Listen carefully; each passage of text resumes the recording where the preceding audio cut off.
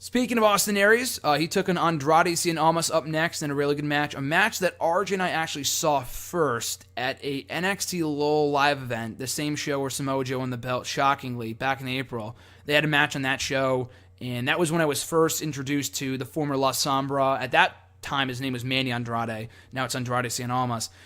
And one of the biggest takeaways for me from that show was him and how good he was. And I was really waiting. I was highly anticipating his debut on NXT. And he showed up and he just kind of fell flat. Like, he had a good debut match against Ty Dillinger, but Ty Dillinger was more over than he was. And then he faced Bobby Roode in Brooklyn, and Bobby Roode was infinitely more over than he was. And I don't know what's not connecting.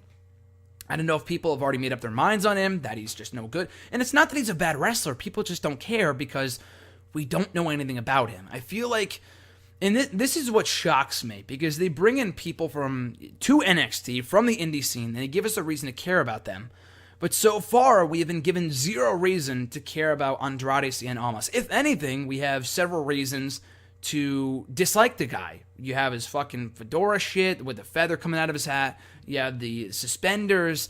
It doesn't work. It just doesn't really work. So I don't know. Maybe they could turn him heel at some point. He's a great wrestler. You know, he's got an amazing moveset. So I just don't know what's not clicking with him. Like I said, maybe it's because his debut fell flat, and ever since then, people have really kind of set their minds on him, just kind of, are set in their ways that they're not going to like Almas or really warm up to him. I'm not exactly sure what needs to change, but something does need to change. Otherwise, he's going to be as big of a failure as Solomon Crowe was, who was really good too.